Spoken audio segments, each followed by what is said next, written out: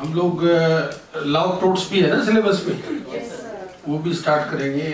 Tomorrow we have law day here, और after that on 30th doctor Karan Chaudhary है हमारे यहाँ MM।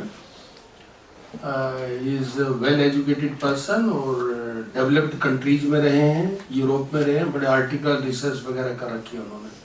तो he was very much interested in law of torts. तो मैंने उनको कहा ठीक आप स्टार्ट कर दो। हालांकि लॉ ऑफ टोर्ट्स में भी करा सकता था, बट कोई नहीं।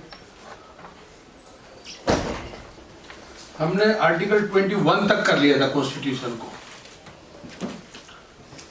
Today is article 22, very interesting article. आप लोग डे टू डे लाइफ में देखते होंगे, वो लोग आता है ना, नजरबंद कर दिया घर में, सुनते हैं ना आप लोग न्यूज़पेपर में, फलां लीडर को नजरबंद कर दिया है, या किसी भी पॉलिटिकल पर्सन को वो हाउस अरेस्ट कर लेते हैं, कई सर्किट हाउस में छोड़ देते हैं। तो ये आप लोग इसको ध्यान से देखें, वर्ड क्या यूज कर रखा है, प्रिवेंटिव डिटेंशन। इस वर्ड से अपने आप समझ रहे हैं आप लोग, preventive detention, not punitive detention. यानी कि आपने कोई ऑफेंस नहीं किया है किसी भी प्रकार का, बट ये स्टेट की ड्यूटी है लॉ एंड ऑर्डर को मेंटेन करना। अगर उनको लगता है कि भाई ये आदमी के जाने से वहां राइट्स हो सकते हैं, लॉ एंड ऑर्डर डिस्टर्ब हो सकता है, पब्लिक डिस्टर्बेंस हो सकती है, जैसे बाबरी मस्जिद उस टाइम जा रहे थे ना लाल कृष्ण आडवाणी जी, तो बिहार में रोक लिया था लालू जी ने उनको।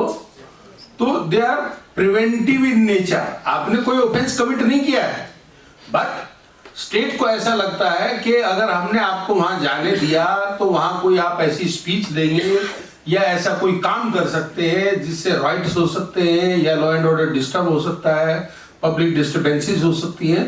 तो उसको रोकने के लिए स्टेट प्रिवेंटिव डिटेंशन का एक कॉन्सेप्ट है, हमारे यहाँ कॉन्स्टिट्यूशन में भी है। और अंडर आर्टिकल 22 डिफरेंट एक्ट आए हैं, जैसे मीसा आया था, maintenance of internal security act, coffee पोसा हो गया जैसे, या नेशनल सिक्योरिटी एक्ट हो गया जैसे, टाटा था, और ऐसे डिफरेंट एक्ट जो हैं ये स्टेट लेके आती है, और उसी में प्रोविजन होते हैं। पार्लियामेंट एक एक्ट लेके आती है, उसी के अंदर प्रोविजन होता है कि प्रिवेंटिव डिटेंशन हम किन किन सर्कमस्टांसेस में कर सकते हैं और कहां कहां कर सकते हैं। जब भी किसी भी व्यक्ति को, उनको ड्रैकोनियन लॉज भी कहते हैं। ड्रैकोनियन लॉज क्यों कहते हैं? कि हमने किया कुछ नहीं, समटाइम ऐसा फील होता है लोगों को कि पॉलिटिकल राइवलरी की वजह से हमें इन्होंने हाउस अरेस्ट कर दिया है हमारा, ले जा करके। तो प्रिवेंटिव डिटेंशन बाहर कंट्रीज में भी है, हमारे इंडिया में भी है, वहां डिफरेंट कॉन्सेप्ट है, हमारे यहाँ थोड़ा डिफरेंट कॉन्सेप्ट है। प्रिवेंटिव डिटेंशन में मैं मोटा मोटी आप लोगों को पहले कॉन्सेप्ट बता देता हूं क्या है इसका, बाद में डिटेल में थोड़ा पढ़ेंगे हम लोग। किसी भी व्यक्ति को जब प्रिवेंटिव डिटेंशन में रखा जाता है, गवर्नमेंट की ड्यूटी है या कॉम्पिटेंट अथॉरिटी की ड्यूटी है कि देन एंड देयर उसको ग्राउंड ऑफ अरेस्ट बताएंगे कि हम ये ग्राउंड्स हैं हमारे पास, इसलिए हमने आपको अरेस्ट किया है, डिटेन किया है। अरेस्ट वर्ड प्रॉपर नहीं है यहाँ पर, डिटेन किया है, क्योंकि अरेस्ट तो तब होता है ना जब आदमी कोई ऑफेंस कर देता है। यहाँ डिटेन क्यों किया आपको, तो उसके ग्राउंड्स बताए जाते हैं। ग्राउंड्स जो बताए जाते हैं वो ऐसा नहीं है कि वो पूरा डिटेल में उनको लिख के देंगे, ये ऐसे ऐसे ये हुआ वो हुआ फिर ये हो जाएगा। जो मेन कुछ पॉइंट्स हैं ग्राउंड्स के, वो बता दिए जाते हैं। कभी कभी क्या होता है कि अल्टरनेटिव ग्राउंड्स बता देते हैं, जैसे मान लो ABC 3 ग्राउंड्स बता दिए, ठीक है, और बाद में एक ग्राउंड को या तो अथॉरिटी ने ही विड्रॉ कर लिया, या अगर उसको चैलेंज कर दिया, वो स्टक डाउन हो गया, तो he has every right to be released. वो ये नहीं कह सकते, स्टेट जो डिटेन करने वाली अथॉरिटी है वो ये नहीं कह सकती है कि जो ग्राउंड बच गया that is sufficient to continue with his detention. वो नहीं होगा। ये आपकी अल्टीरियर मोटिव हो सकती है, मैलिफाइड इंटेंशन हो सकती है, 2-3 ग्राउंड पहले से ही लगा के चलो ये नहीं तो ये और ये नहीं तो ये। किसी भी व्यक्ति को ये मान लीजिए एक व्यक्ति के अगेंस्ट 3 ग्राउंड्स बताए। पहला बता दिया कि जी आपके वहां जाने से ना राइट हो सकते हैं। दूसरा अल्टरनेट ग्राउंड बता दिया कि नहीं जी वहां पर आप जाएंगे ना, आप कोई एसेंशियल कमोडिटीज हैं उसको रोकेंगे आने से, उस रास्ते से आते हैं आप धरना देंगे वहां पर जा करके। तीसरा मान लो एक और कोई ग्राउंड बता दिया ऐसे ही सिमिलर, राइट। और वो इमीडिएटली बताने होते हैं उसको। इमीडिएटली का मतलब रीजनेबल टाइम के अंदर। इमीडिएट कहीं भी डिफाइंड नहीं है। 7 डेज भी रीजनेबल हो सकते हैं और 2 दिन भी रीजनेबल नहीं हो सकते हैं। Fact to fact, circumstances to circumstances ये वेरी करता है, ठीक है। अगर उनमें से कोई एक ग्राउंड मान लो अथॉरिटी ही ड्रॉप कर दे कि भाई इसका एप्रीहेंशन हमें नहीं रहा, तो जिसको डिटेन करते हैं he has every right to be released. आप ये नहीं कह सकते फिर कि जो 2 ग्राउंड और बच गए हैं वो सफिशिएंट है उसका डिटेंशन कंटिन्यू करने के लिए। रिप्रेजेंटेशन 2 होते हैं। एक रिप्रेजेंटेशन जब किसी आदमी को डिटेन करती है अथॉरिटी, उसको ग्राउंड्स बताते हैं। अच्छा, ग्राउंड्स क्यों बताए जाते हैं? ग्राउंड्स इसलिए बताए जाते हैं ताकि वो अपना रिप्रेजेंटेशन दे सके, वो एक्सप्लेन कर सके, नहीं जी मैं तो इस पर्पज से जा रहा हूं वहां, या मेरा ये रीजन है इस वजह से मैं वहां जा रहा हूं, और जो आपको एप्रीहेंशन है वो मैं नहीं कर रहा हूं वहां पर। या उसके साथ वो डॉक्यूमेंट्स लगाए। मान लो एक आदमी एग्जाम देने जा रहा है कहीं पे, यूथ है, लीडर है, अब उसको कहे नहीं आप तो वहां पर कोई स्पीच देंगे और राइट्स हो जाएंगे आपकी स्पीच से। वो दिखाएगा देखो जी ये मेरा एडमिट कार्ड है, मैं वहां एग्जाम देने जा रहा हूं, स्पीच देने नहीं जा रहा हूं, वहां मेरा सेंटर है जहां पर मैं जा रहा हूं। तो उसको राइट है एक्सप्लेन करने का। तो ग्राउंड्स इसलिए बताए जाते हैं ताकि वो अपना रिप्रेजेंटेशन देश के, अपने आप को डिफेंड कर सके। वो 2 रिप्रेजेंटेशन देगा, एक गवर्नमेंट को देगा जो अथॉरिटी उसको डिटेन कर रही है, उसको जब भी वो रिप्रेजेंटेशन देगा तो उसको वो कंसीडर करेंगे। वो कंसीडर करके वो कहेंगे नहीं जी हमारा डिटेंशन ठीक है, बिल्कुल गलत नहीं है, या कुछ भी नहीं करेंगे। ऐसा भी होता है, उसका मैं बताऊंगा उसके फिर कंसिक्वेंसेस क्या होते हैं। सेकेंडली, एक एडवाइजरी बोर्ड होता है। एडवाइजरी बोर्ड जो होता है वो उसमें हाई कोर्ट जजेस और any person who is eligible to be a जज ऑफ हाई कोर्ट, वो उसके मेंबर होते हैं एडवाइजरी बोर्ड के। वो एडवाइजरी बोर्ड को रिप्रेजेंटेशन देगा। चूंकि डिटेंशन 3 मंथ्स तक हो सकता है, इससे ज्यादा नहीं हो सकता है। अगर 3 महीने से पहले एडवाइजरी बोर्ड अपनी ओपिनियन देती है कि इसका डिटेंशन कंटिन्यू आप कर सकते हैं, तो बियॉन्ड 3 मंथ्स भी जा सकता है। लेकिन अगर 3 महीने से 1 दिन भी ज्यादा हो गया और एडवाइजरी बोर्ड ने कोई ओपिनियन नहीं दी, then he is bound to be released. 3 महीने से पहले होना चाहिए। और अगर गवर्नमेंट को रिप्रेजेंटेशन दिया, उसने अथॉरिटी को रिप्रेजेंटेशन दिया, यहां 2 चीजें होगी ना, एक तो डिटेनिंग अथॉरिटी होगी, नेचुरली गवर्नमेंट होता है, यूजुअली होम मिनिस्ट्री करती है, राइट, वो करते हैं, उनको रिप्रेजेंटेशन दिया। अगर मान लो उन्होंने उसका रिप्रेजेंटेशन कंसीडर नहीं किया, उस पर कुछ नहीं किया, और जिस आदमी को डिटेन किया है अलोंग विद हिज रिप्रेजेंटेशन वो भेज दिया एडवाइजरी बोर्ड के पास, और एडवाइजरी बोर्ड ने अपनी ओपिनियन दे दी उसके फेवर में या अगेंस्ट, राइट। अगर गवर्नमेंट ने उसका जो भी रिप्रेजेंटेशन दिया है उसको कंसीडर नहीं किया है, again he has the right to be released. इसलिए मैंडेटरी है कि गवर्नमेंट उसका रिप्रेजेंटेशन कंसिडर करे, कंसिडर करके उसको जस्टिफाई करे, या जो भी कहे कि we are right, we are justified for your detention, और फिर उसको फॉरवर्ड करे एडवाइजरी बोर्ड के पास। लेकिन मान लीजिए वो एडवाइजरी बोर्ड के पास गया, अब गवर्नमेंट को लगा कि नहीं इसको बेल हो जाएगा, और बाद में उसको कंसीडर कर दे, कंसीडर करके उस पर अपना जो भी उनको ऑर्डर करना वो ऑर्डर कर दे, तो subsequent consideration can not rectify it, subsequent consideration can not rectify the detention.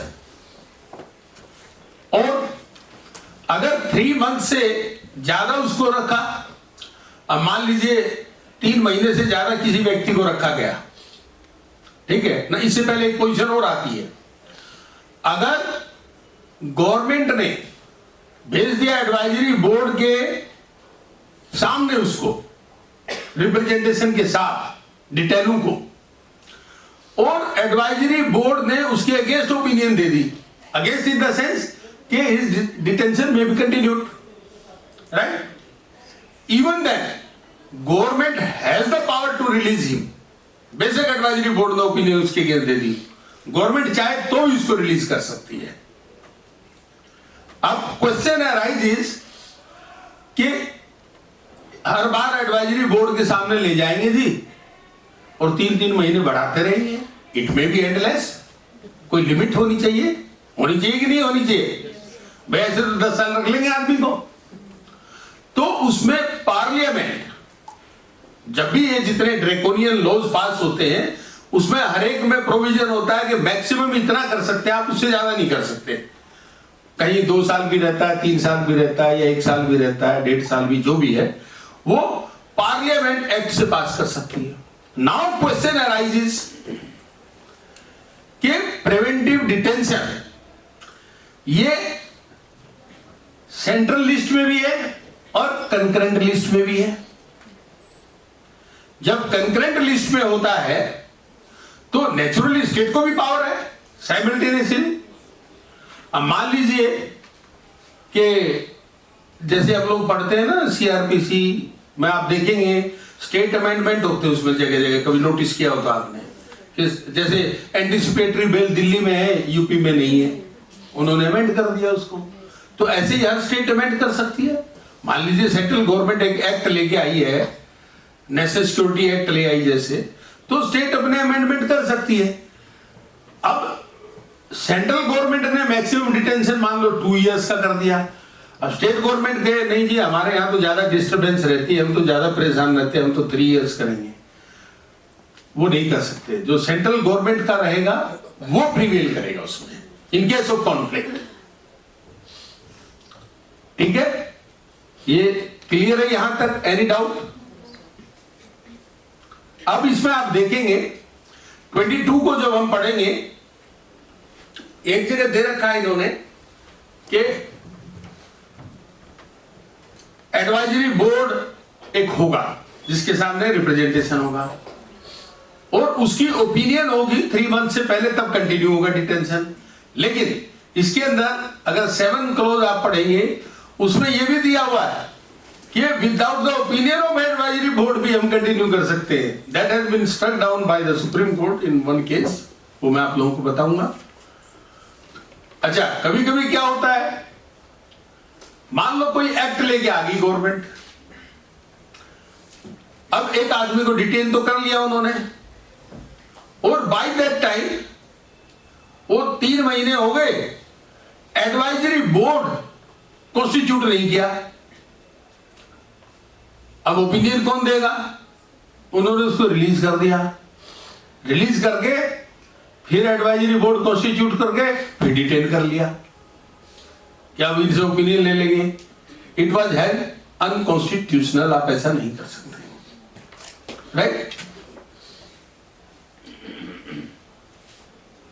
ये आर्टिकल 22 पढ़े आप, इसके जो फर्स्ट 3 क्लोजेज है वो ऑर्डिनरी लॉज के लिए हैं और rest for detention, preventive detention के लिए है। जैसे आप लोग अक्सर देखते ही डे टू डे लाइफ में कि किसी भी आदमी को अरेस्ट जब किया जाएगा,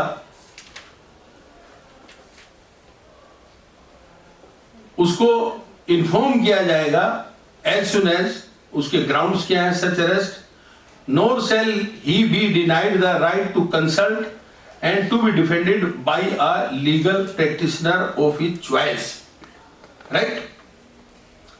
अब देखिए, ऑर्डिनरी लॉ की बात कर रहे हैं हम कि उसको डिफेंड करने का राइट है, अपनी चॉइस के लॉयर को कंसल्ट करने का राइट है। लेकिन जो प्रिवेंटिव लॉज है, प्रिवेंटिव डिटेंशन के, उसमें बहुत जगह ऐसा मिलेगा आपको कि लॉयर को आप कंसल्ट नहीं कर सकते हैं। उसमें जजमेंट से कुछ मैं आप लोगों को बताऊंगा। जैसे जब एडवाइजरी बोर्ड के सामने आर्गुमेंट हो रहे थे कि इसका डिटेंशन कंटिन्यू करें या नहीं करें, तो गवर्नमेंट अपना पक्ष रखती है, डिटेनू अपना पक्ष रखता है। तो गवर्नमेंट ने तो अपने बैटरी ऑफ लॉयर्स खड़े कर दिए, और उसने राइटिंग में जब मांगा कि मुझे भी लॉयर दिया जाए तो उसको नहीं दिया। तो कोर्ट ने हेल्ड किया इन सेवरल जजमेंट्स कि आर्टिकल 22 को भी 14, 19 और 21 की रीजनेबलनेस के जो स्टैंडर्ड्स हैं उनको फॉलो करना पड़ेगा। They have to, article 22 has also to satisfy the standards of reasonableness which are enshrined in our constitution under article 14, 19 and 21 also, right? तो 14 का आ गया स्टैंडर्ड, तो कोर्ट ने कहा कि नो, ये इक्वलिटी के राइट का वायलेशन है। जब उसने मांगा तो उसको देना चाहिए था आपको। लेकिन साथ में ये भी ऑब्जर्वेशन है कोर्ट की, यस, अगर वो राइटिंग में नहीं मांग रहा, उसने नहीं मांगा, तो फिर उसके राइट का वायलेशन नहीं है, अगर नहीं मांगा उसने तो। सेकेंडली, कई सिचुएशन ऐसी आती है जैसे ग्राउंड्स को कम्युनिकेट करना है, आपको जिस भाषा को वो जानता है उसको राइटिंग में उसी भाषा में कम्युनिकेट करना पड़ेगा। मान लीजिए एक लेमैन है, उसको आपने इंग्लिश में ग्राउंड्स बता दिए, राइट, और ये कह दिया, ये क्लियरली गवर्नमेंट अथॉरिटी ने, कि हमारा इंस्पेक्टर जो जाएगा वो उसको हिंदी में ट्रांसलेशन करके बता देगा इनका मतलब क्या क्या ग्राउंड्स है। It was struck down by the court कि ये कम्युनिकेशन जो है वो प्रॉपर नहीं है। ऑन द कॉन्ट्रेरी, एक पुलिस सिटीजन था, इंडिया में प्रिवेंटिव डिटेंशन कर दिया गया था, तो उसको जो ग्राउंड्स दिए गए उसने वो इंग्लिश में सिग्नेचर करके एक्नॉलेज कर दिए।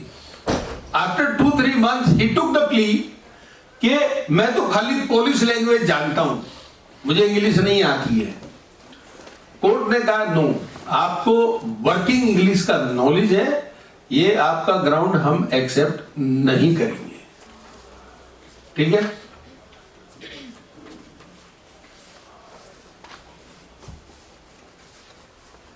मैंने ग्राउंड्स के कम्युनिकेशन का रीजन बता दिया क्यों जरूरी है, क्योंकि उसको रिप्रेजेंटेशन देना है दो जगह।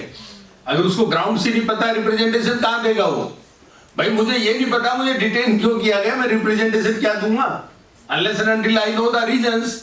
और वो भी दो जगह देना, मुझे एडवाइजरी बोर्ड के सामने भी देना, गवर्नमेंट को भी देना, तो इसलिए ग्राउंड्स का कम्युनिकेशन मस्ट है उसके अंदर। 22(1) मैंने आप लोगों को बता दिया। नो पर्सन, देखिए वर्ड क्या है, नो पर्सन, इसलिए पुलिस सिटीजन को डिटेन कर लिया था। अगर नो सिटीजन होता तो फिर हम फॉरेनर को डिटेन नहीं कर सकते। बाहर का कोई आदमी आया अगर इंडिया में, यू कांट डिटेन हिम। अगर यहाँ नो सिटीजन वर्ड होता तो नहीं होता ना, बहुत सारे आर्टिकल्स में सिटीजन है, यहाँ पर्सन है इसलिए। who is arrested shall be detained in custody without being informed as soon as may be of the grounds for such arrest, nor shall he be denied the right to consult and to be defended by a legal practitioner of his choice. Number 2, within 24 hours उसको magistrate के सामने produce करना पड़ेगा। ये तो आप लोग जानते हैं डे टू डे लाइफ में। लेकिन 24 आवर्स कब से काउंट होंगे? मान लीजिए नथुलाल को 12 बजे अरेस्ट कर लिया दिन में और जज साहब के सामने शाम को 4 बजे पेश करा मजिस्ट्रेट साहब के सामने, या उसको जैसे ही अरेस्ट करते हैं विद इन 24 आवर्स कोई भी नियरेस्ट मजिस्ट्रेट है उसके सामने उसको प्रोड्यूस करते हैं हम, ठीक है। जो 60 और 90 डेज का रहता है, 167(2) में बेल का राइट हो जाता है ना, उसके जो डेज काउंट होते हैं जब मजिस्ट्रेट के सामने जिस टाइम उसको प्रोड्यूस किया गया वहां से स्टार्ट होते हैं वो, राइट। 15 डेज से ज्यादा एक्सटेंड नहीं कर सकते उसको। यहां पर विद इन 24 आवर्स, लेकिन excluding the time of journey travel. एक आदमी को हैदराबाद की पुलिस आई, दिल्ली में आके अरेस्ट कर लिया, ठीक है। अब उसको हैदराबाद ले जाना है, अगर वो यहां से ले जाना चाहे तो कैसे लेके जाएगा? ट्रांजिट रिमांड है? हाँ, ट्रांजिट रिमांड होगा उसका नेचुरली। क्यों ट्रांजिट रिमांड होता है? इसलिए होता है क्योंकि विद इन 24 आवर्स उसको मजिस्ट्रेट के सामने प्रोड्यूस करना है।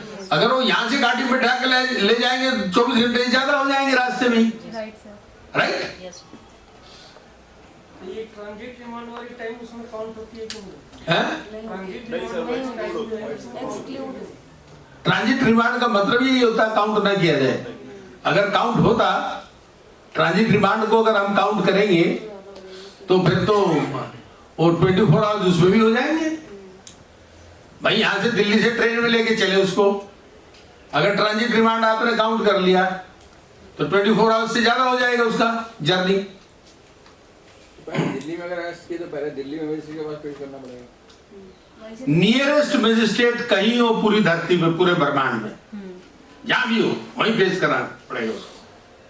तो फिर magistrate with in the territory of India कहीं भी हो, फिर मजिस्ट्रेट ट्रांजिट रिमांड लेके फिर आगे जाना होगा। हाँ, तब आगे जाएंगे। इसीलिए आप लोग देखते होंगे, इसके लिए मैंडेटरी नहीं है कि जब मजिस्ट्रेट के सामने पेश करे he should hold the court at that time. इसमें भी जजमेंट्स हैं।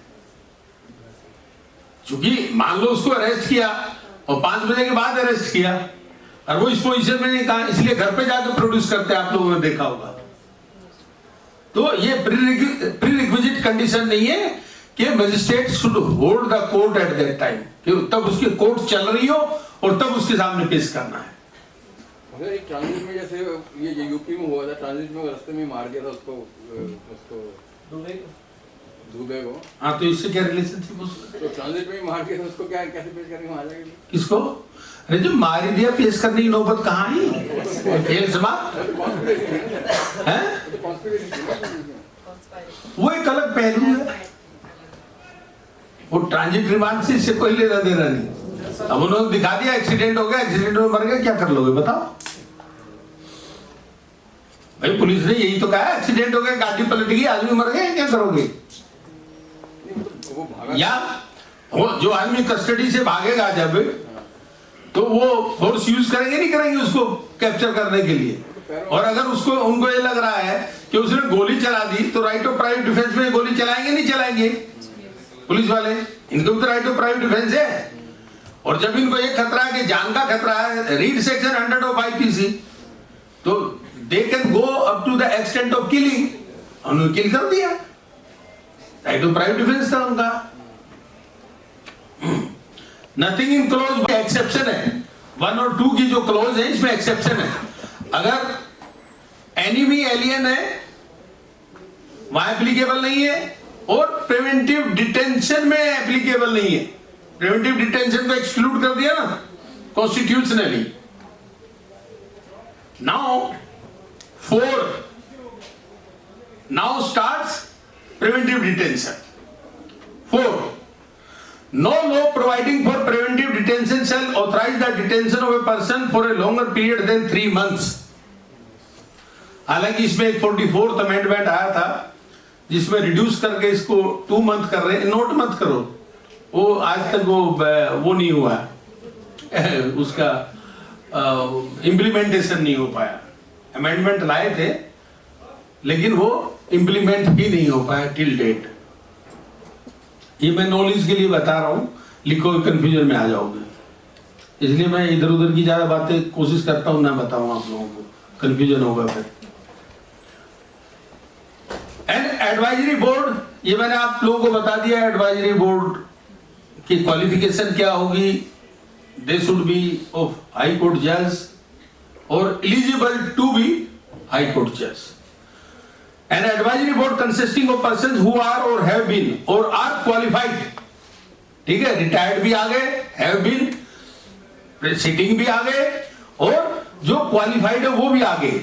To be appointed as judges of high court has reported before the expiration of the said period of 3 months that there is in its opinion sufficient cause for such detention.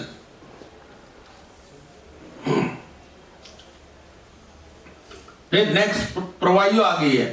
Provided that nothing in this subsection shall authorize the detention of any person beyond the maximum period prescribed by any law made by Parliament under sub clause B of clause 7B में आएंगे हम आगे. Such person is detained in accordance with the provision of any law made by Parliament under sub clause 7A and B. Fifth, any person is detained in pursuance of an order made under any law providing for preventive detention, the authority making the order shall as soon as may be, मैंने as soon as को भी explain कर दिया. किसको मानेंगे? as soon as 7 days भी हो सकता है, 10 days भी हो सकता है, sometimes 2 दिन भी नहीं माना जाएगा. Depends on the facts and circumstances of each and every case. Communicate to such person the grounds on which the order has been made and shall afford him the earliest opportunity of making a representation against the order. Right? 6. Nothing in clause 5th shall require the authority making any such order as is referred to in that clause to disclose facts which such authority consider to be against the public interest to disclose. ये exception है. आपको grounds देने पड़ेंगे, mandatory है. लेकिन अगर government को या अथॉरिटी को ऐसा लगता है कि ये पब्लिक इंटरेस्ट में डिस्क्लोज करना ठीक नहीं है, मैं बता रहा हूं, समटाइम 7 days हो गए, 15 days, और मान लो 15 दिन तक डिस्क्लोज ना करें, उसके बाद कर दें, 20 दिन तक ना करें, लेकिन एनी हाउ 3 months की तो मैक्सिमम लिमिट है ही भाई. 3 months के उसको एडवाइजरी बोर्ड के सामने रिप्रेजेंटेशन देना ही है और एडवाइजरी बोर्ड को 3 महीने से पहले डिसाइड करना ही करना है. मैंडेटरी प्रोविजन है. अगर 3 महीने हो गए और चाहे पब्लिक इंटरेस्ट है, कोई इंटरेस्ट आपने डिटेन कर लिया, you are bound to release him. Parliament में by law prescribe the circumstances under which and the, देखिए ये क्लास और क्लासेस ऑफ केसेस होते हैं ना, आप पढ़ेंगे जैसे कभी टाटा आप लोगों ने पढ़ा हो, एनडीपीएस भी इसी में आता है, तो उसमें क्लास और क्लासेस ऑफ केसेस रहते हैं. ये एक्ट भी देखेंगे तो उसमें ऐसे वर्ड ये रहते हैं. द क्लास और classes of cases in which a person may be detained for a longer period than 3 months under any law providing for preventive detention without obtaining the opinion of any advisory board in accordance with the provision of sub clause A of 4A. देखो 4A में क्या करें? Advisory board की opinion must है. Constitutional split क्या contradictory हो गया, नहीं हो गया? एक तरफ आप कह रहे हैं कि एडवाइजरी बोर्ड की ओपिनियन रहेगी, एडवाइजरी बोर्ड की ओपिनियन के बगैर 3 months से ज्यादा हम कर ही नहीं सकते, और यहां क्या करें? यहां कह रहे हैं कि नहीं, कोई क्लास ऑफ केसेस और केसेस को गवर्नमेंट चाहे तो डिटेन कर सकती है even without the opinion of advisory board. तो जब ये सुप्रीम कोर्ट में आए मैटर, उसको एट लेंथ डिस्कशन हुआ, कोर्ट ने कहा नहीं ये कॉन्ट्राडिक्टरी इन नेचर है और उसको स्ट्रक डाउन कर दिया था, डिटेंशन को उन्होंने इलीगल बता दिया था। The maximum period for which any person may in any class of क्लासिफिक cases be detained under any law providing for preventive detention and the procedure to be followed by advisory board in an inquiry subclause so and so 4A। ठीक है, यानी कि 3 चीजें होंगी।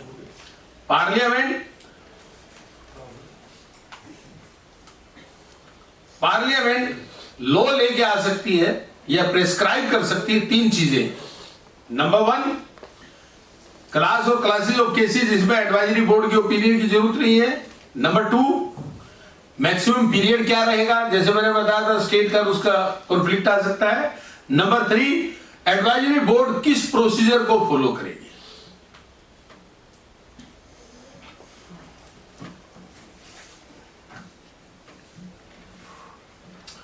आप लोगों ने देखा होगा पुलिस थानों के बाहर ना एक लंबा चौड़ा एक जजमेंट आई थी सुप्रीम कोर्ट की, तो पुलिस स्टेशन के बाहर भी लंबा चौड़ा लिख दिया गया था कि जिस आदमी को अरेस्ट किया गया है तो उसके क्या क्या राइट होते हैं।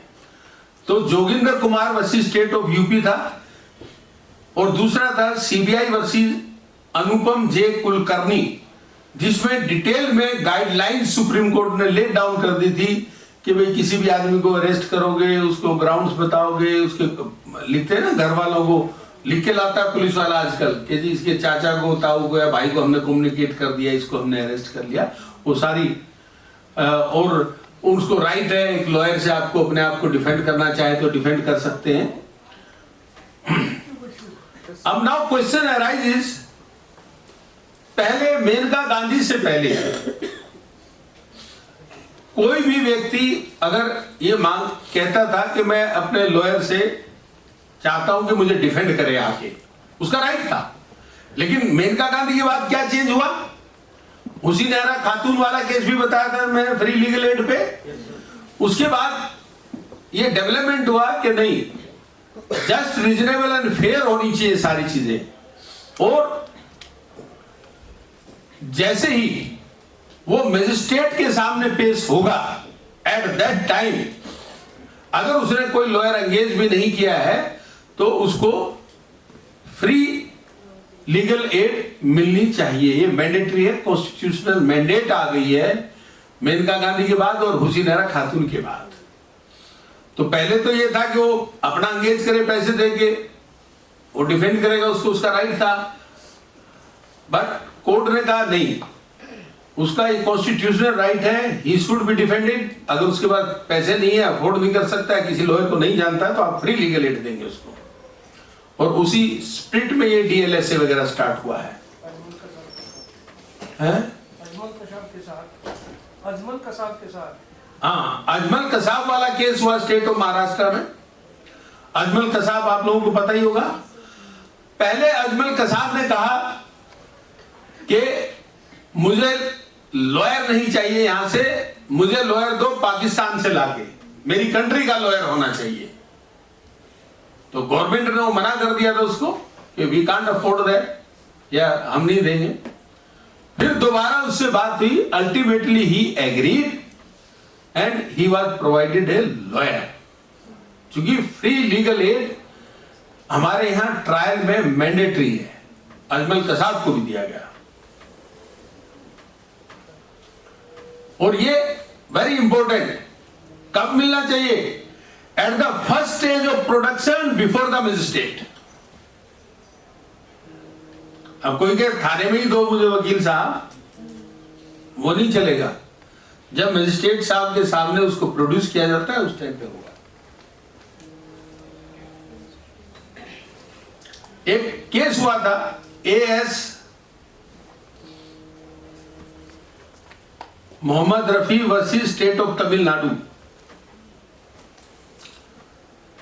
वहां पर कोई पुलिस वाले का झगड़ा था, बार का झगड़ा था, तो बार ने एक रिजोल्यूशन पास कर दिया कि कोई भी लॉयर इसको डिफेंड नहीं करेगा। जैसे हमारे यहाँ भी वो निर्भया कांड में ना, वो हमारे एक साथी ने बोल दिया था हम रेजोल्यूशन पास कर रहे हैं, तो that is against the constitutional spirit, constitutional mandate. और इस रिजोल्यूशन को जब ये सुप्रीम कोर्ट में मैटर आया, सुप्रीम कोर्ट ने कहा इस तरह का कोई भी रिजोल्यूशन ये इलीगल है, नल एंड वाइड है। मैंने आप लोगों को बता दिया डिटेंशन प्रिवेंटिव होता है, पुनिटिव नहीं होता है। State of Punjab versus Ajaib Singh,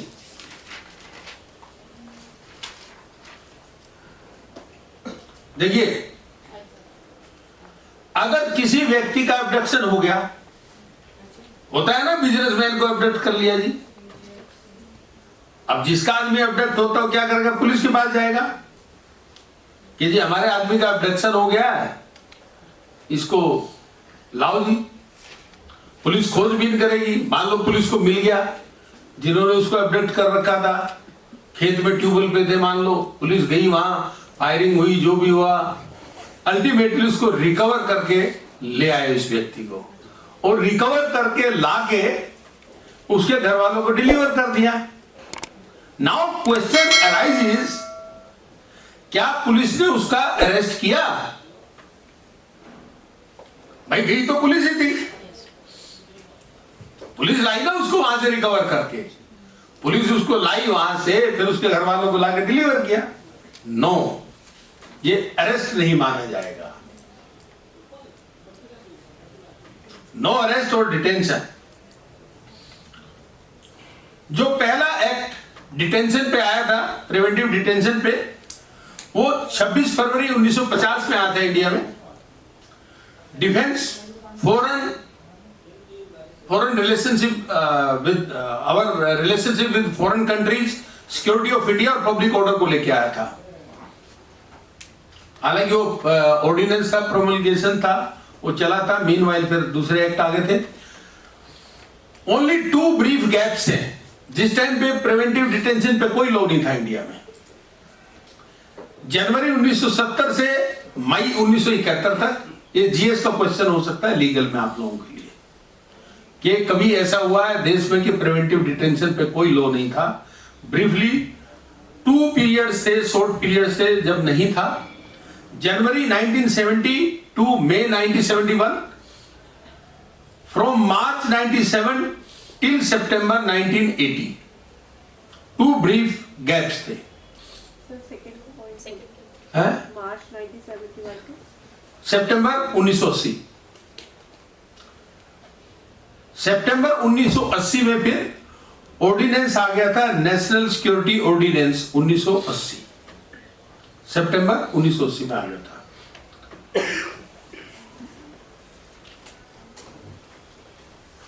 कुछ लोग जरा बाद में आए हैं, हम लोग प्रिवेंटिव डिटेंशन पढ़ रहे हैं।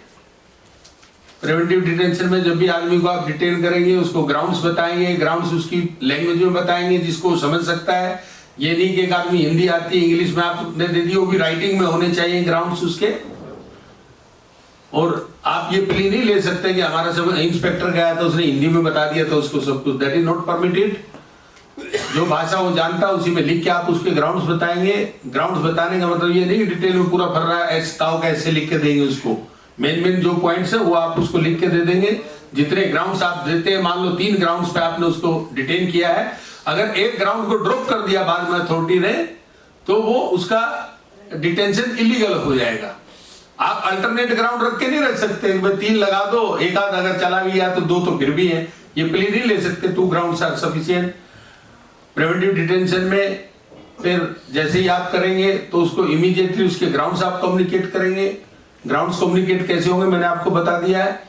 और उसके बाद वो ग्राउंड्स इसलिए बताए जाते हैं क्योंकि उसको रिप्रेजेंटेशन देना होता है, एक गवर्नमेंट को देना होता है, एक एडवाइजरी बोर्ड को देना होता है। फिर अगर उसको ग्राउंड्स भी पता होंगे तो वो अपना रिप्रेजेंटेशन कैसे देगा, इसलिए ग्राउंड्स बताए जाते हैं। गवर्नमेंट इमीडिएटली जो भी उसका रिप्रेजेंटेशन होगा उसको डिसाइड करेगी और उसको एडवाइजरी बोर्ड के सामने रेफर कर देगी क्यों? चूंकि 3 महीने से ज्यादा प्रिवेंटिव डिटेंशन में आप नहीं रख सकते हैं।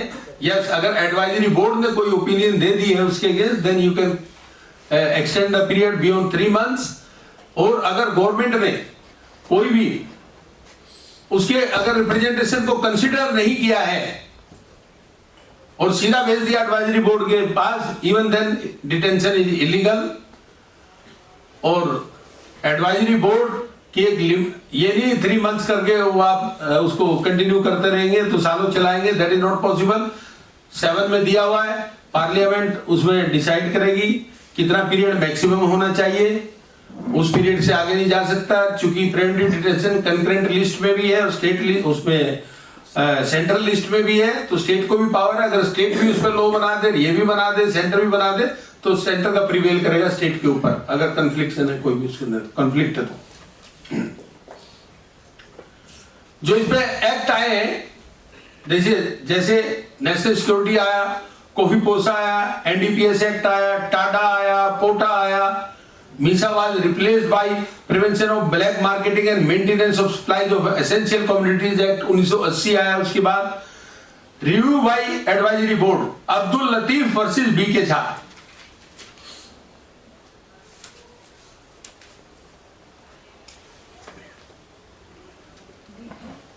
केस सर आप दोबारा बोलना एक बार। Abdul Latif versus BK Jha. एक आदमी ऑर्डिनरी लॉ में बंद था, उसका ट्रायल चल रहा था और ट्रायल चलते चलते उसको प्रिवेंटिव डिटेंशन में बंद कर दिया। और जब प्रिवेंटिव डिटेंशन में बंद किया तो उस टाइम एडवाइजरी बोर्ड नहीं था और बाद में फिर उसको डिटेन कर दिया, क्योंकि 3 महीने में तो छोड़ना पड़ेगा, एडवाइजरी बोर्ड नहीं, उसकी ओपिनियन नहीं है। तो फिर उसको दोबारा पकड़ लिया, एडवाइजरी बोर्ड कॉन्स्टिट्यूट कर दिया, फिर दोबारा पकड़ लिया कि अब एडवाइजरी बोर्ड आ गया, तो it was held illegal. Nandlal versus state of Punjab.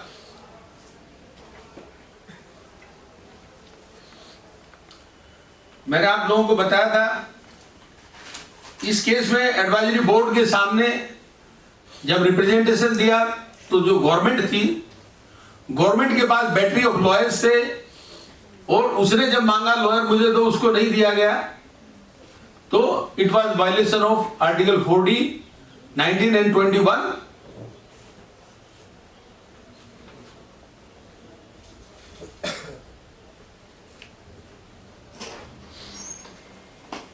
ये मैंने बता दिया, प्रिवेंटिव डिटेंशन को it has to testify the reasonableness of 40, 19 and 21 also after Maneka Gandhi case. 2 right है उसके रिप्रेजेंटेशन के, एडवाइजरी बोर्ड के सामने, वो मैंने डिटेल में आप लोगों को बता दिया, एक गवर्नमेंट के सामने और एक एडवाइजरी बोर्ड के सामने। और एज सुन एज पॉसिबल उसको अथॉरिटीज को उसका रिप्रेजेंटेशन कंसिडर करना चाहिए। अगर नहीं करते हैं तो डिटेंशन इलीगल हो जाएगा। अगर उसने गवर्नमेंट को रिप्रेजेंटेशन दिया और उस रिप्रेजेंटेशन को मान लो होम सेक्रेटरी ने डिसाइड कर दिया, अगर होम सेक्रेटरी ने डिसाइड कर दिया है तो वो इलीगल माना जाएगा, क्योंकि होम मिनिस्टर के इंस्ट्रक्शन पे उसको बंद किया गया है। लेकिन अगर कोई ऐसा प्रोविजन है कि होम मिनिस्टर ने अपनी पावर डेलीगेट कर रखी है सेक्रेटरी को, देन इट इज जस्टिफाइड।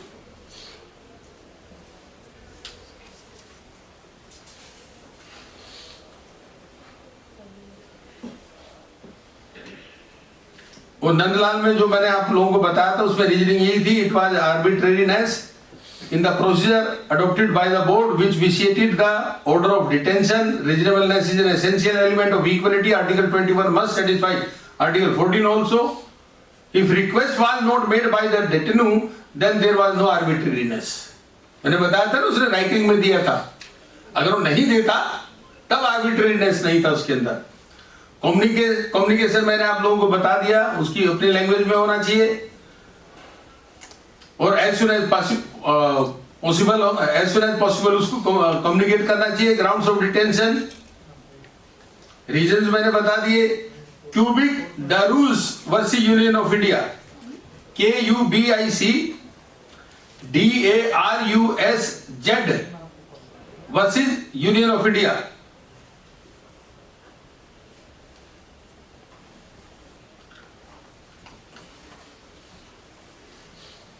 वो जो मैं बता रहा था वो कह रहा था मुझे इंग्लिश नहीं आती, इंग्लिश में एक्नॉलेज कर लिया था वो।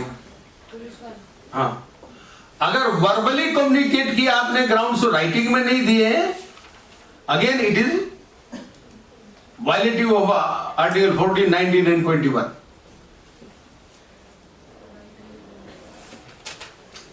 जो मैंने बताया कि वो पुलिस वाला इंग्लिश में कम्युनिकेट कर देगा। केस का नाम है लालू भाई जोगी भाई Patel versus Union of India. Case आप लोगों को पता है ना, क्यों इंग्लिश में कम्युनिकेट कर दिया था कि हमारा इंस्पेक्टर जाके उसको हिंदी में ट्रांसलेट करके बता देगा। Order of detention was invalid.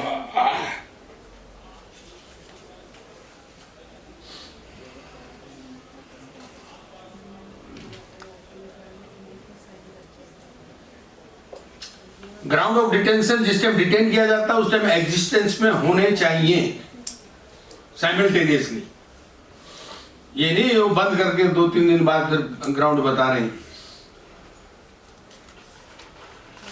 Sibal Lal versus state of UP, मैंने बताया ना ऑल्टरनेट, ये वही केस है जिसमें 2 ग्राउंड बताए गए थे उसको, subsequently revoked 1 ground. State said the other ground left was sufficient to continue the detention. Court held illegal. Court observed it means the other ground revoked was wholly illusory or irrelevant, so detention is illegal. भाई जिस ground को आप वापस ले रहे revoke कर रहे हैं, इसका मतलब आपका जो ग्राउंड था वो इल्यूजरी था या इररिलेवेंट था, और आपने एक इररिलेवेंट और इल्यूजरी ग्राउंड पे भी किसी आदमी की लिबर्टी को कर्टेल किया। क्योंकि इतना स्ट्रिक्टली इसलिए इंटरप्रेट किया जाता है, एज ए लेमैन आप देखेंगे आप लोगों को लगेगा कि भाई ठीक है 5 ग्राउंड दिए, 2 को रिवोक भी कर दिया, 3 they are sufficient to continue the detention, तो इसमें कौन सी गलत बात होगी। क्योंकि ये ड्रेकोनियन लॉज है, आप किसी आदमी की लिबर्टी को without committing any offence cartel कर रहे हैं। प्रिवेंटिव डिटेंशन है, पुनिटिव नहीं है, उसने कोई ऑफेंस नहीं किया, वो करना थे इसलिए आपने उसको बंद कर दिया। तो it has to be interpreted very very strictly. Kishori Mohan versus state of Bengal, 3 ground बताए थे इसको, 2 ग्राउंड एक्सट्रानियस से बिल्कुल अलग, सो डिटेंशन वाज इनवैलिड। ये मैंने आप लोगों को बता ही दिया कि अगर गवर्नमेंट ने फॉरवर्ड कर दिया एडवाइजरी बोर्ड को, एडवाइजरी बोर्ड ने उसके अगेंस्ट ओपिनियन दे दी डिटेनू के अगेंस्ट कि इसका डिटेंशन कंटिन्यू कर दो, even then government has the power to release him on bail, release him. या ये नहीं हो सकता जब एडवाइजरी बोर्ड ने ओपिनियन दे दिए तो गवर्नमेंट कैसे रिलीज कर रही है, गवर्नमेंट की फिर भी पावर है, चाहे तो रिलीज कर सकती है, क्योंकि एप्रीहेंशन गवर्नमेंट को था।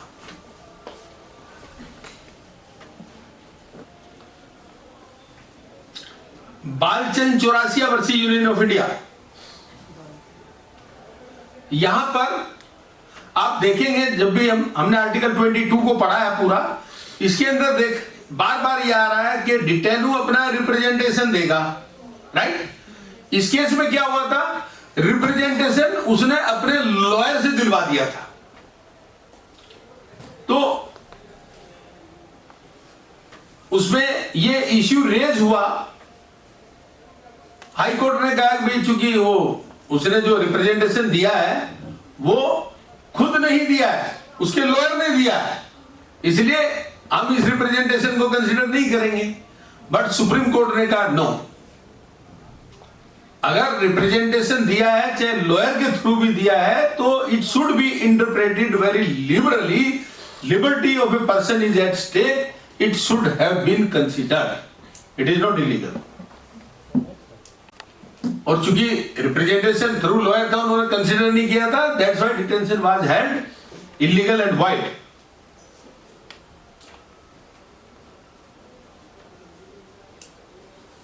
टेक्निकल ग्राउंड्स पे you can not curtail the liberty of a person. COFEPOSA में क्लोज 5 का प्रोटेक्शन नहीं दिया हुआ है।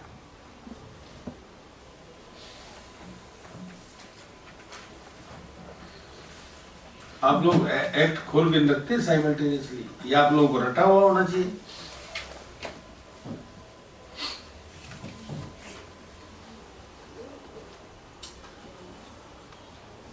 ग्राउंड जो कम्युनिकेट करेंगे उसको इमीडिएटली, कोफीपोसा में ये प्रोविजन नहीं है कि इमीडिएटली उसके ग्राउंड उसको कम्युनिकेट किए जाएंगे, but still he has the right.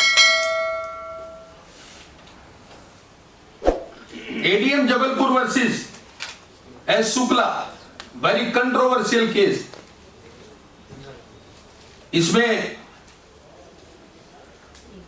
Article 21 को ही सस्पेंड कर दिया था उस जमाने में, और रिट ऑफ हैबियस कॉर्पस को एक्सक्लूड कर दिया गया था कि high court writ of habeas corpus consider नहीं करेगी। कोर्ट ने ये हेल्ड कर दिया था कि नहीं ये ठीक है, इसमें मीसा के अंदर उसको बंद किया था, नाउ इट इज रिपील्ड। उसका सेक्शन 16A था, उसको चैलेंज किया गया था, जिसमें writ of habeas corpus under article 226 was excluded. Court ने कहा नहीं, ये वैलिड है। सुप्रीम कोर्ट ने कहा वैलिड है। Jurisdiction was neither abrogated nor abridged. It is a rule of evidence. Now Article 22 has to satisfy the reasonableness of Article 14, 19 and 21. बाद में लोग बाग ये भी बताते हैं ऑफ द रिकॉर्ड के जिन जज साहब ने वो ऑर्डर किया था उन्होंने पब्लिकली माफी भी मांगी थी कि मेरा वो डिसीजन गलत था।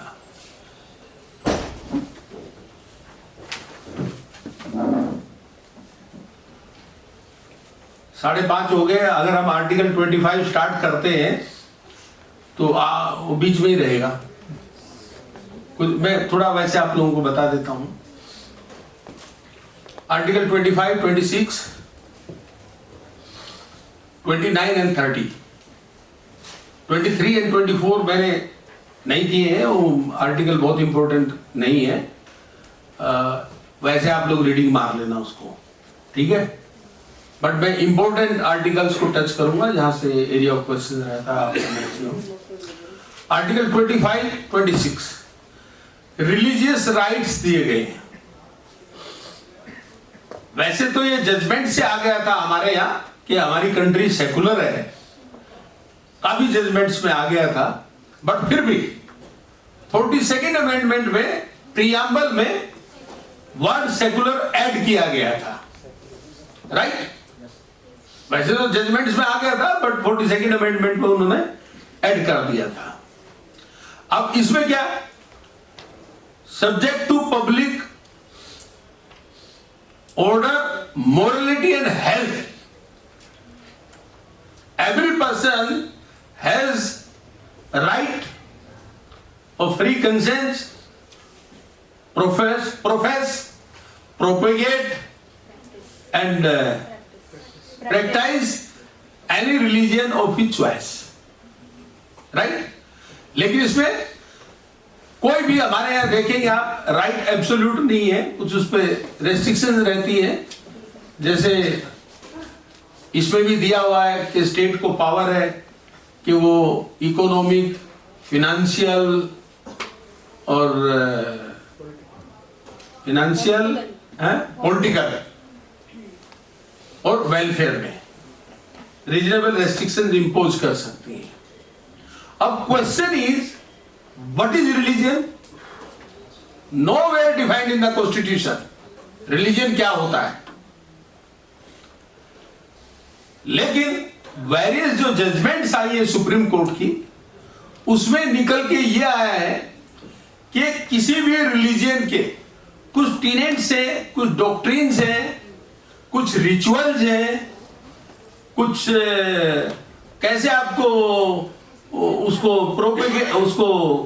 अपना फॉलो करना है रिलीजन को, उन्होंने अपनी कुछ रिचुअल्स वगैरह सारे बता दिए। जैसे हमारे यहाँ जी पूजा करनी है, दिया जलाएंगे, थाली चलाएंगे, जो भी है, या अमंग मुस्लिम नमाज पढ़नी है, मॉस्क में जाना, ये सब वो दिया हुआ।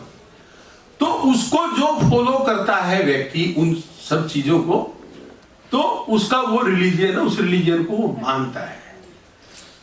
जो वर्ड एक यूज किया हुआ है कंसेंस, क्या है? Absolute inner freedom. मैं गॉड से अपना रिश्ता कैसे रखना चाहता हूं, मेरी फ्रीडम है।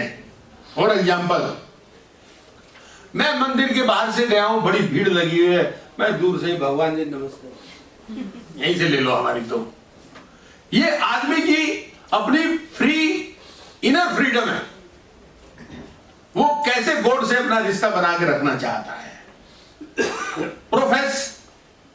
प्रोफेस का मतलब आदमी डिक्लेयर कर रहा है कि जी मैं फलाने रिलीजन को मानता हूं, मैं उस रिलीजन के व्यक्ति हूं। चाहे कोई हिंदू रिलीजन को मान रहा है, मुस्लिम को मान रहा है, क्रिश्चियनिटी को मान रहा है, वो डिक्लेयर कर रहा है उसको publicly at large, that is he is professing. Practice duties, rituals, rights, जो भी उसके रिलीजन के बिलीफ्स हैं, आइडियाज हैं, उसको प्रैक्टिस कर रहा है, वो उसको फॉलो कर रहा है। इसमें यहां तक आता है, कुछ जगह, कई जगह देखेंगे आप, साउथ इंडिया के मंदिर में जाएंगे, बगैर धोती के आप जा ही नहीं सकते, वहां धोती ही पहननी पड़ेगी अगर आप लोग कहें तो वो उसका हिस्सा माना जाएगा रिचुअल्स का। प्रेयर आपको कैसे ऑफर करनी है, वो उसका हिस्सा माना जाएगा। प्रोपेगेट का मतलब क्या है? मैं स्प्रेड कर सकते हैं, क्या स्प्रेड कर सकते हैं अपने रिलीजन, स्प्रेड। यस, हाँ, स्प्रेड करना। आप लोगों ने देखा होगा, अगर हिस्ट्री पढ़ी है तो बुद्धिज्म का जब जिक्र आया था, अशोका का पीरियड था, तो 2 व्यक्ति श्रीलंका में गए थे बुद्धिज्म को प्रोपेगेट करने के लिए। उनके नाम भी है, मैं रिकॉल नहीं कर पा रहा हूं।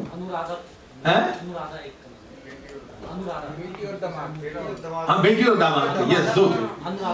हाँ, तो वो गए थे ना प्रोपेगेट करने। आप अपने रिलीजन को प्रोपेगेट कर सकते हैं। मुस्लिम धर्म में देखा नहीं, वो मौलवी साहब जाते हैं, घूमते, सब जगह स्प्रेड करते ही नहीं करते। वो हंगामा हुआ नहीं था, कोरोना लेके आ गए, वो क्या था, वो प्रोपेगेट करने आए थे इंडिया में, ठीक है। या हमारे शंकराचार्य जाते हैं, जगह जगह भाषण देते हैं, प्रोपेगेट करते हैं अपने रिलीजन को। या क्रिश्चियनिटी में आप देखो, बड़ा ऑब्जेक्शन है कि जो ट्राइबल एरियाज में प्रोपेगेट कर रहे हैं, कन्वर्जन कर रहे हैं। प्रोपेगेट करना आपको अलाउड है, बट कन्वर्जन अलाउड नहीं है।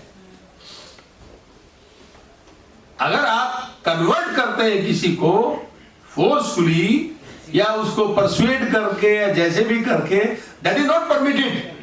वो फ्रीडम ऑफ रिलीजन में नहीं आएगा। क्यों?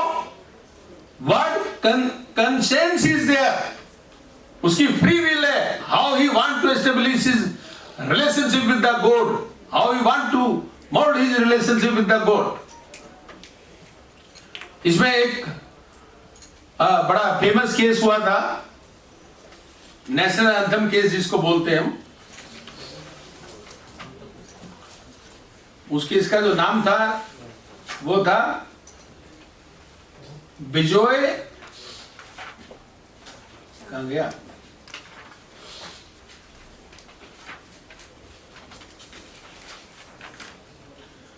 Bijoy Emmanuel versus state of Kerala. उसमें 3 बच्चे थे, जेहोवा विटनेसेस, क्रिश्चियन कम्युनिटी के। उन्होंने कहा कि नेशनल, हमारा जो रिलीजियन है वो ये कहता है कि हमारे रिलीजियन में फेथ है, वो हमें परमिट नहीं करता to join in any ritual except prayer to Jehovah their god. Kerala high court ने कहा नहीं, फंडामेंटल ड्यूटीज है, आपको नेशनल एंथम गाना पड़ेगा। When they came to Supreme Court, supreme court ने कहा नो, फंडामेंटल ड्यूटीज है, एनफोर्सेबल बाय लॉ नहीं है। वो एनफोर्सेबल बाय लॉ नहीं है, नंबर 1। नंबर 2, वो शांति से वहां खड़े रहे, उन्होंने किसी को डिस्टर्ब नहीं किया और न ही किसी को मना किया नेशनल एंथम गाने से। अगर वो डिस्टर्ब करते या दूसरों को मना करते देन क्या होता? इसके लिए अलग से एक्ट है। एक्ट का नाम है the prevention of insults of national honour act 1971, फिर उसमें कवर हो जाते। तो ऐसा कुछ नहीं हुआ, इसलिए जो उनको एक्सपेल किया था स्कूल ने, उनको कहा आप इनको दोबारा एडमिशन दें और कोई वायलेशन नहीं है किसी भी प्रकार का। आप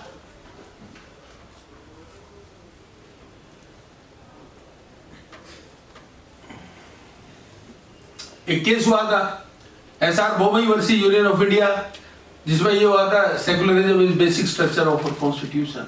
आना ही उसमें मिनरवा मिल में भी आ गया था मेरे ख्याल से। और एक केस था अरुणा रॉय वर्सी यूनियन ऑफ इंडिया, जिसमें न्यू एजुकेशन पॉलिसी आई थी 2002, ठीक है। उसमें यह किया गया था कि रिलीजियन बेस्ड एजुकेशन होगी। हमारे रिलीजियन में जो किसी भी रिलीजियन में जो अच्छी अच्छी चीजें हैं भाई, वेदाज में, शास्त्राज में, पुराणाज में, कुरान में या बाइबल में, कोई बाइबल में बड़ी, आप लोग बाइबल को जरूर पढ़ना कभी मौका मिले तो, इसको फ्रॉम एकेडमिक एंगल बाइबल को पढ़ेंगे, उसमें बड़ी अच्छी अच्छी स्टोरियां दी हुई हैं जो कि डे टू डे लाइफ में बड़ी यूजफुल रहती है। उसको पढ़ना उस एंगल से, बाइबल के एंगल से मत पढ़ना। तो क्वेश्चन ये उठा कि आप रिलीजियन नहीं पढ़ा सकते। सुप्रीम कोर्ट ने हेल्ड किया नहीं, उसमें हमारी बहुत सारी वैल्यूज हैं, हमारी हिस्ट्री है, हमारी कल्चर है और बहुत सारी ऐसी चीजें हैं जो हमारे डे टू डे लाइफ को और अच्छा करेंगी, बेहतर करेंगी। तो it is not violative of article 25 और 26। एक संतोष कुमार वर्सी secretary ministry of human resource development, CBSE में संस्कृत का सिलेबस ऐड कर दिया गया था। It was challenge. Supreme court ने कहा नहीं, हमारे जितने पुराने वेद हैं, शास्त्र हैं, पुराणाज हैं, सारे संस्कृत में ही लिखे हुए, और उनसे हमें, अगर संस्कृत नहीं आती मुझे तो मैं उनको पढ़ नहीं सकता ओरिजिनल सेंस में, जो ओरिजिनली लिखा गया होगा, और उससे मैं जो अपने लाइफ को बेहतर बना सकता हूं या उससे मैं इम्बाइब कर सकता हूं, सीख सकता हूं, वो मैं नहीं कर पाऊंगा। इसलिए इट वाज हेल्ड कि ये आर्टिकल 25 का वायलेशन नहीं। बट फिर एक क्वेश्चन और उठा कि on the same grounds Arabic और पर्शियन को क्यों नहीं सेम स्टेटस देते आप संस्कृत वाला? तो कोर्ट ने कहा कि इस आर्गुमेंट को कोर्ट ने रिजेक्ट कर दिया। इसलिए रिजेक्ट कर दिया कि हमारी जो पास की हिस्ट्री है सारी एंशियंट टाइम से, वो पर्शियन या उसमें नहीं है।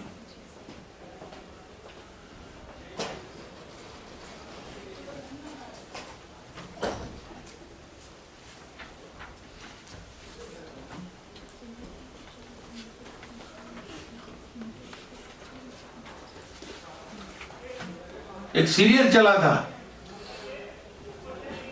तमस, उसको चैलेंज किया गया था। एक हमारे यहाँ एडवोकेट थे दिल्ली हाई कोर्ट में, रमेश एडवोकेट, उन्होंने एक PIL डाल दी थी कि ये हिंदू मुस्लिम के राइट्स को दिखा रहा है और ये डिस्टर्ब कर रहा है। पब्लिक ऑर्डर, मोरलिटी और हेल्थ आता है ना, तो पब्लिक ऑर्डर और मोरलिटी को करा। कोर्ट ने कहा नहीं, ये एजुकेटिव इन नेचर है, ये आपको ये बता रहा है कि फ्यूचर में इस तरह का रिपीट मत करना।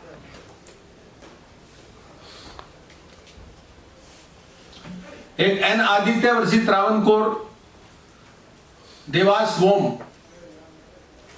बोर्ड, उसमें ये हेल्ड हुआ था कि भाई जो पूजा हो सिर्फ ब्राह्मण ही कराएंगे, कोई और नहीं कराएगा। कोर्ट ने कहा नो, कोई भी व्यक्ति अगर कॉम्पिटेंट है, पढ़ा लिखा है, वो सारा प्रोसीजर जानता है, जिस ढंग से वो होना चाहिए उसको जानता है, तो he can also do it. बात आई कि आप हमारे रिलीजियस राइट में इंटरफियर कर रहे हैं। कह रहे नहीं, आपको पूजा कैसे करनी है, थाली कैसे लेके जानी है, फूल कैसे चढ़ाने, उसमें थोड़ा इंटरफियर कर रहे हैं हम। आप जो कर रहे हैं उसमें इंटरफियर नहीं कर रहे। पुजारी के अपॉइंटमेंट में बात आ रही है, वो आपको करा रहा है वहां। अगर वो कॉम्पिटेंट है, ही नोज, तो व्हाट इज रॉन्ग देयर। फिर AS Narayana versus state of Andhra Pradesh, ये जो तिरुपति बालाजी है ना, वहां का है। Andhra Pradesh charitable and Hindu religious and endowment act आया था, जिसमें हेरिडिटरी राइट जो वहां का था उस मंदिर में अर्चका का, उसको अबोलिश कर दिया गया था। उन्होंने कहा कि भाई ये हमारा राइट चलता था ना, एक ही परिवार के लोग अपॉइंट होते थे, तो उन्होंने कहा नहीं, उनको स्टेट अपॉइंट कर सकती है, क्योंकि वो उनको रेगुलेट करेगी वहां पर। आपके बिलीफ और उसको डिस्टर्ब नहीं कर रहे हैं, रिलीजियस राइट को। इसलिए आर्टिकल 25 और 26 का कोई वायलेशन नहीं है। एक भूरी versus state of Jammu and Kashmir था, माता वैष्णो देवी का जो एक्ट लाए थे उस जमाने में, शायद गवर्नर थे जगमोहन जी लेके आए थे उस जमाने में, तो उसमें भी यही बात उठी थी। तो कोर्ट ने कहा कि रिलीजियस सर्विस में और हु परफॉर्म द सर्विस, दोनों में डिफरेंस है। तो आपके जो राइट है, आप जिस ढंग से अपनी पूजा पाठ या जो भी करना चाहते हैं, अपने रिचुअल्स करना चाहते हैं, उसमें कोई इंटरफेरेंस नहीं है। हाँ, उसमें उनका शेयर वेयर भी हटा दिया था, फिर सैलरी कर दी थी या फिक्स कर दिया था। उन्होंने कहा नहीं, these are regulatory in nature और स्टेट कैन डू इट। इवन ये स्टेट को अगर लगता है पब्लिक ऑर्डर और मोरलिटी, अगर किसी जगह को अक्वायर करना चाहती है गवर्नमेंट, स्टेट, तो वो कर सकती है। आर्टिकल 25 और 26 का वायलेशन नहीं है। जैसे बाबरी मस्जिद वाला हुआ, अक्वायर कर लिया था, तो उसमें कोर्ट ने कहा देखिए, आपको पूजा पाठ करने से मना नहीं कर रहे हैं, बट एक प्लेस की बात कर रहे हैं, भाई यहां नहीं करो, यहां पे कर लो, दूसरी जगह कर लो, तो मना थोड़ा कर रहे हैं आपको। तो जैसे पब्लिक वेलफेयर के कोई भी काम होते हैं, रोड की वाइडनिंग हो रही, बीच में मंदिर आ गया, उसको वहां शिफ्ट कर देते हैं। अब कोई आदमी कह दिया हमारा मंदिर क्यों शिफ्ट कर रहे हैं आप, क्योंकि वेलफेयर में स्टेट कर सकती है और आपको पूजा पाठ करने से मना नहीं कर रही है। आप अपने रिलीजियस राइट्स को एक्सरसाइज कीजिए, उसमें state is not interfering, but place ही तो चेंज कर रही है आपका, यहां नहीं वहां कर लो।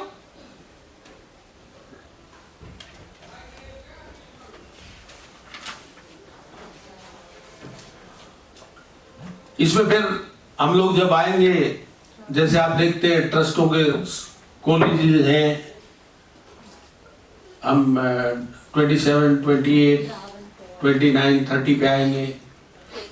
उसमें आप देखेंगे कि अभी जैसे मान लो, ग्लेरिंग एग्जाम्पल मैं देता हूँ, अयोध्या में मंदिर बन रहा है, तो भारत सरकार पैसे नहीं लगा सकती उसमें। आपसे जो टैक्स कलेक्ट किया गया है, क्योंकि स्टेट न्यूट्रल है, सेकुलर है, वो आपके टैक्स वाले पैसे को वहां लगा नहीं सकती लोगों से टैक्स इकट्ठा करके, इसलिए अपना चंदा करके जिसको जो करना हो करे, that is different thing. State नहीं उसको प्रमोट कर सकती है। और हम लोग देखते हैं कि जैसे सनातन धर्म कॉलेज बना हुआ है, कहीं कहीं वो बन गया, अलीगढ़ मुस्लिम यूनिवर्सिटी बन गई, जामिया इस्लामिया बन गई, कहीं आर्य कॉलेज बन गया, कहीं एसडी कॉलेज सनातन धर्म कॉलेज हो गया, या ऐसे जितने भी हैं, ये सारे हम डिस्कस करेंगे। उसमें ट्रस्ट कैसे बनती है और कैसे उसको वो चलाते हैं, स्टेट एडिड होते हैं तो क्या पोजीशन होती है, स्टेट से कोई भी एड या रिकॉग्निशन ले रहे हैं तो स्टेट वहां रेगुलेट कर सकती है। तो चूंकि रिकॉग्निशन तो स्टेट से ही ले रहे हैं मैक्सिमम सारे, अपने आप स्कूल चला ही नहीं सकते, आप कॉलेज चला ही नहीं सकते जब तक आपका एक्रेडिटेशन नहीं होगा। तो सारे राइट्स को हम कभी भी नेक्स्ट लेक्चर में डिस्कस करेंगे। कल हम लोग लो डे मना रहे हैं, स्टॉप कर दो।